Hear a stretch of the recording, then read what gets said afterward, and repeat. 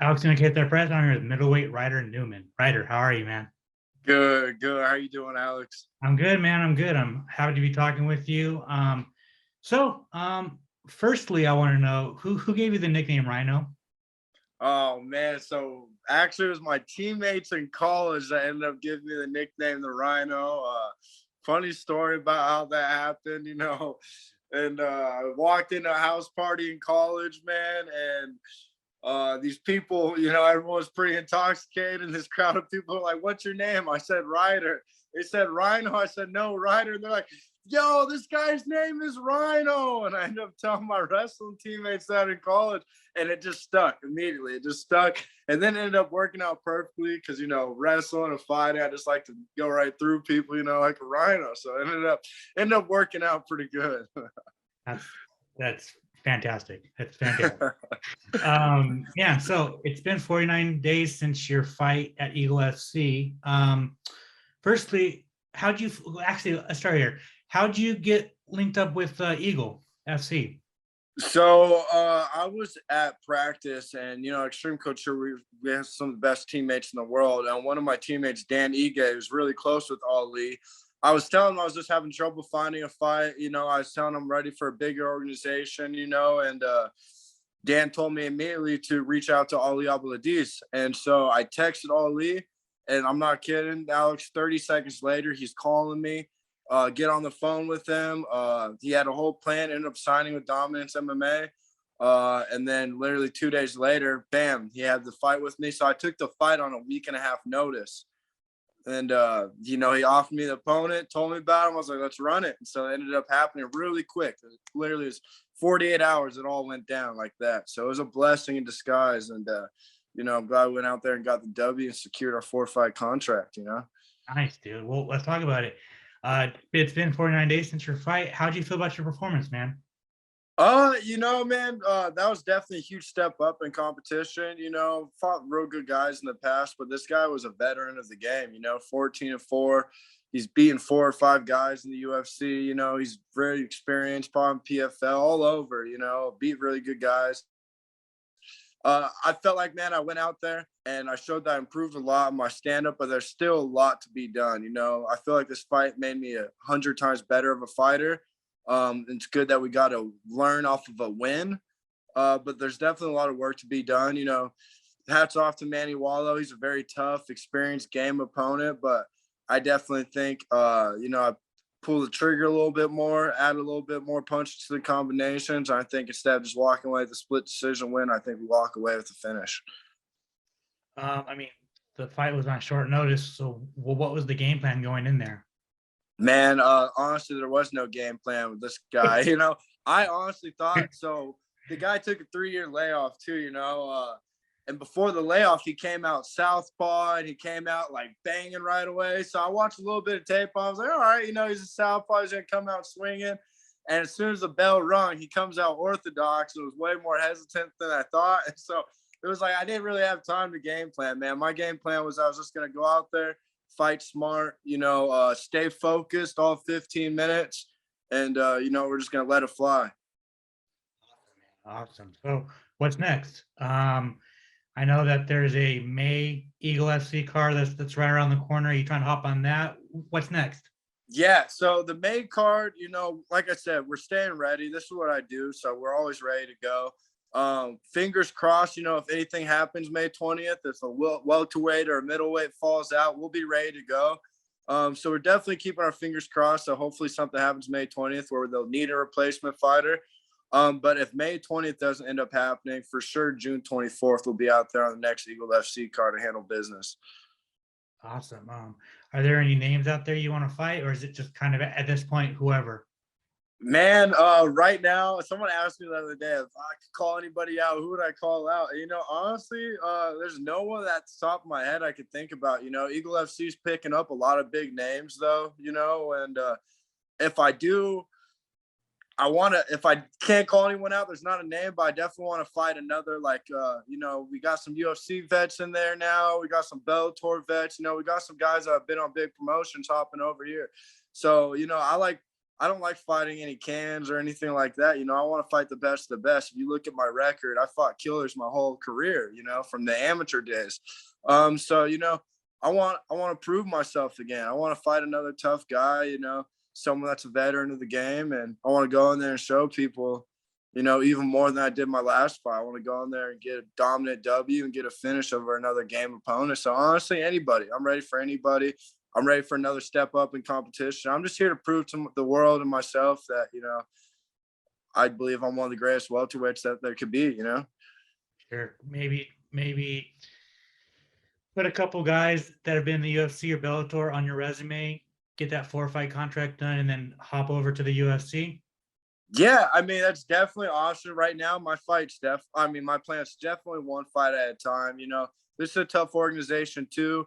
Eagle FC is an amazing organization though, and I like to see where they're at from now to the end of my 4-fight contract. I want to see what Eagle FC does, because man, they're growing quickly. And Khabib, being a former fighter himself, he knows how it is being a fighter, and so I think he really knows how to relate and take care of the fighters. And I'm just really excited to see how Eagle FC grows. Right now, though, yeah, I'd like to bust out 4 fights at Eagle FC. All goes well. We go 4-0. Now I'm 9-1. And, now I could either probably sign with Eagle FC for even more money, or now I have the ball in my court. And now I could either go to UFC for a little bit bigger contract and showcase my skills, a little bit more experience behind my back, So right now, definitely, I'd like to say we could get these 4 fights and, see what the UFC has to offer, or, we continue to just dominate Eagle FC. But either way, where we're at now in our level, everyone's a tough fight, you know what I'm saying? So I just want to take 1 fight at a time, and we'll go from there. Yeah, no, for sure. You say, coming up, you don't have any cans on your pro record or amateur record. Yeah. And none of the guys that you fought have a losing record. Was that by design? Like you didn't want to have any of those guys on your record? Man, my whole life, I've just been the guy, I don't know. If someone says they want to fight me or someone wants to fight, I'm down. You get a lot of these guys in the sport who turn down fights and, try to take the easy route, and they get, stacked records fighting nobodies. I've never been that way, man. Since my first fight, if someone said they want to fight me, I'm down to fight, I want to prove myself, man. I'm here to prove myself. I don't think, fighting cans or fighting people lower level records or anything is that's not my plan, man. I want to fight the best and the best to prove that I am the best, I wanted to talk about the Ultimate Fighter, but before we do that, I wanted to ask, you lost your pro debut. And so take me back to that, man. So you jump into being a pro and then you lose your pro debut. What were the emotions like? And just kind of what were you thinking? Did I make the right? So I'll tell you everything that happened to that. So my last amateur fight, I fight at Thomas and Mack in Vegas in front of 17,000 people. I'm the main event, and I fight this guy, Joshua Quinlan. I don't know if you know who Joshua Quinlan is, but he's an absolute savage, bro. All right? A killer, And once again, I don't say no to anybody, and this guy want to fight, So we ran it, and what happened. We'll probably end up running each other again down the road eventually, hopefully. But so I lost to Joshua Quinlan, man, and at the time, I was undefeated. I just lost in front of my whole city. And so I was like, I need to prove myself. Once again, everybody in their beginning of their pros wants a padded record and everything. I felt like I need to go out and beat another really good guy to show everyone who I am. But realistically, you don't really need to do that. People just care about wins, So my thing was, I want to fight a really good guy.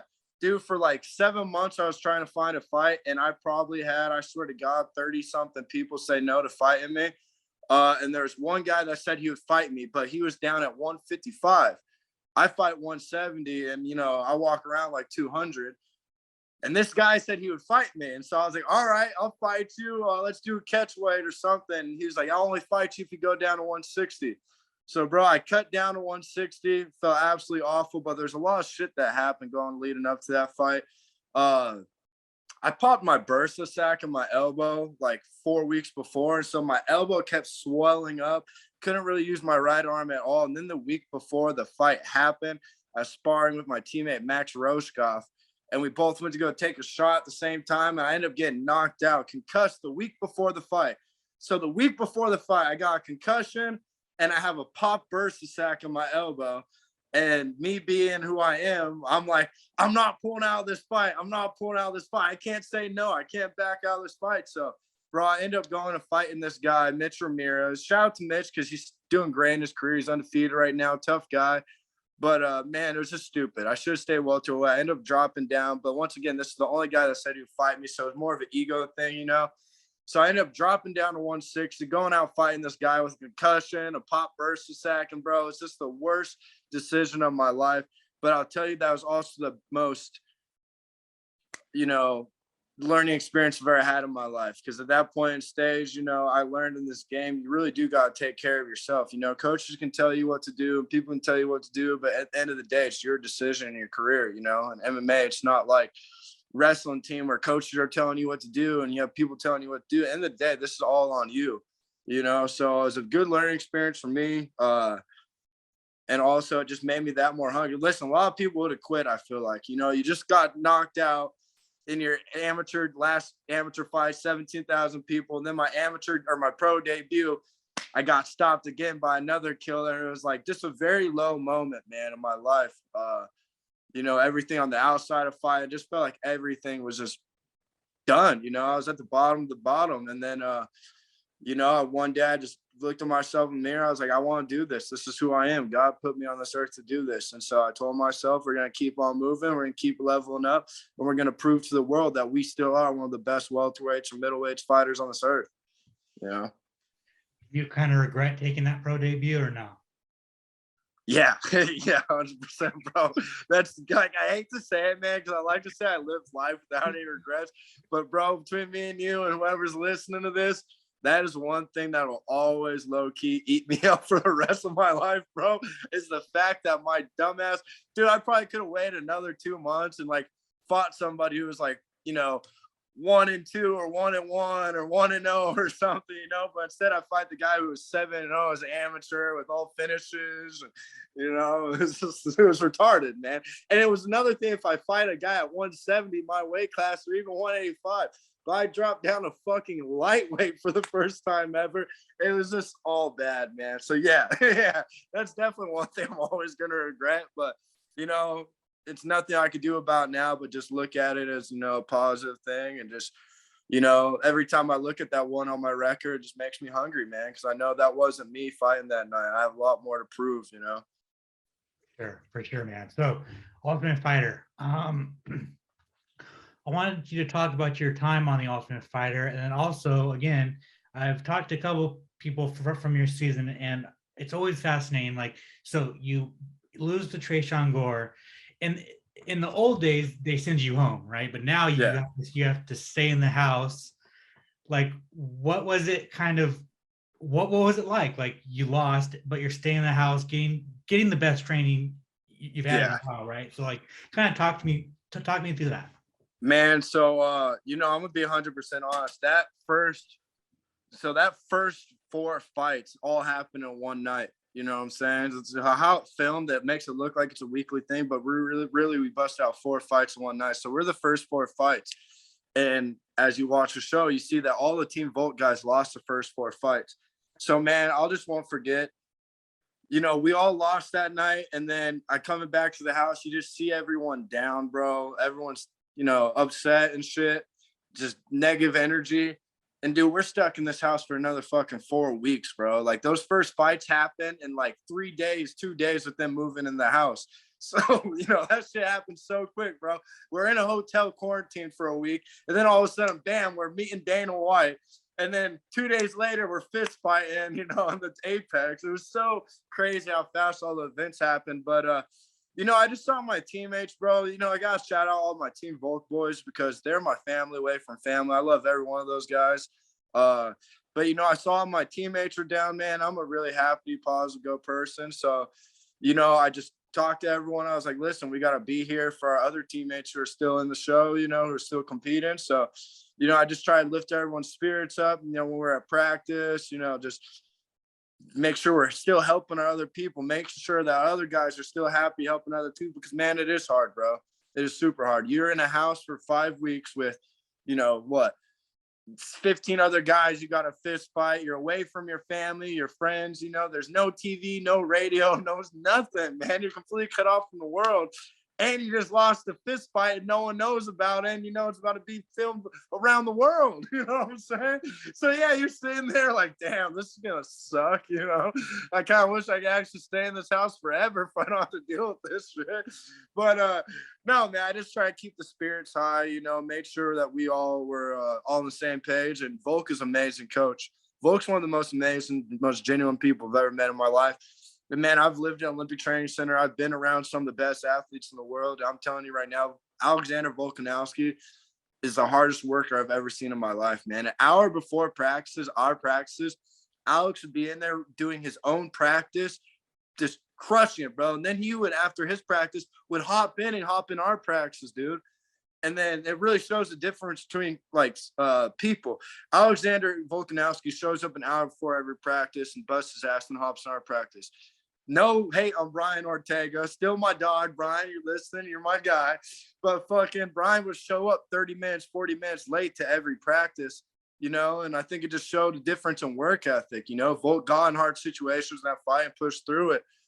So it was definitely amazing to have a leader like Volk too, because when we all were down, he made sure to lift our spirits up too. And just be able to learn from him and all that camp was absolutely a blessing itself. Man, I learned so much from Volk. It's an experience and memory that I always cherish the rest of my life. What's something that wasn't shown on the show that happened? Man, they didn't show shit, dude. Me and Brian Battle went streaking 4 times, bro. And we went streaking 4 times because we were like, listen, they're probably going to block out 3 of those scenes, but one of them has to make it. Bro, nothing, dude. Nothing. Yeah, the last day, me and Brian Battle went streaking through the Apex, bro, and I really wish I made it on film because I know we'll forever be the only people to go fucking butt naked streaking through the Apex. The Apex probably hates us, but it was a great time. Oh, that yeah, there's a lot that happened, man. Honestly, you know, they didn't show as much, like, you know, and the house was good. They show everything else, you know, like the fight and all that. But there was so much that happened, you know, that wasn't on TV. It was a great time. There's another time Craig Jones were at the house in the backyard, and, you know, weed's legal in Nevada now, you know, and I don't think the producers thought everyone on the team was going to smoke, but they're like, you know what? Craig Jones just bought 2 blunts for the team. So he brought them out back. He's like, yeah. Dude, every one of us smoked in the backyard of Volk's house. 20 minutes later go by, we're all Team Volk just in the backyard of Alex's house, just slumped. No one talking, no one saying anything. The TV crew's filming, they just stopped and put their cameras down. They're like, man, we messed up. I thought they thought we were going to get this awesome footage, and we're all just blazed off our asses in the backyard. No talking, no movement, just chilling. So funny, man. There's so many good times on that show. It was great. That's fucking awesome, dude. That is truly hilarious. Man, that's fucking great. Brian Battle and Trayshawn Gore finally fought, and I mean, Brian Battle kind of made it look easy. Did you? Man, Brian had a perfect game plan, bro. So me and Brian actually went and grabbed lunch the day of his weigh-ins. After his weigh-ins, we went and had lunch, and I asked him about his game plan. You know, he said he was going to use a lot of teeps, work his range, and just try to you know, stay away from Trayshawn's big power shots, but just work his range and work his tees, man. If you watch that fight, Brian executed to the T. Because listen, man, Trayshawn is an absolute killer, bro. That guy packs a lot of punch. You know, I would like to run it back with Trayshawn in the future. Shout out to Trey, if you're listening, you're my boy, but we got to run it back. But man, Trayshawn is a killer, bro. If he touches you, there's a high chance that whoever he touches, he could put down, you know, and he touched Brian a couple times. When he touched Brian, he put Brian down, you know, once. And it showed a lot of Brian to be able to overcome adversity like that and keep fighting and keep pushing through that. You know, that one punch completely swelled his eye up. And that was like the first round, man. He kept pushing through it, kept to his game plan using those teeps. And it really shut down Trayshawn's offense a lot. So it was a beautiful performance by Battle, man. And, you know, I still think both of them are going to do huge things in the UFC. You know, they're going to be marching their way through the ranks. Definitely. Do you think if they would have fought the original time they were scheduled, that fight would have gone any different? Man, it's hard to tell. You know, it's hard to tell. Definitely having more of a training camp. Definitely could help both of them. It goes in both's favor having a longer fight camp. They train more, they both get ready better. So I don't know. That's a hard question to answer, because Battle's a scrapper. When he's in there, the guy's a gamer, so it's hard to tell. Trey Sean's a dog too, I don't know, but it happened how it happened, and congrats to Battle, man. He's the tough season 29 Ultimate Fighter champion, dude. That was my roommate. That was my brother. That was my best friend in the house. So, if anyone was to win it besides myself, I'd actually say I'm glad it was Battle, dude, because that's a great guy. It's always be one of my brothers for life now. Cool. Awesome. Well, man. All right. So Ryder Newman fighting hopefully in June. Sure. Yeah, man. Second fight in Eagle FC. I want to thank you so much for your time, man. You want to plug your social media? You want to thank anybody? The floor is yours. Absolutely. Absolutely. If you're interested in following my journey, you can follow me on Instagram, Ryder9, RYDER9. I post all my content, all my fighting content, everything, on there. Also big shout out to my girlfriend, my family, all my coaches and teammates at Extreme Couture, and shout out to Ali Abladis and Fairdos for getting me into Eagle FC. And, shout out to all those welterweights and middleweights in Eagle FC. I'm coming to take over, baby. Thank you so much, Alex, for real. You're the man.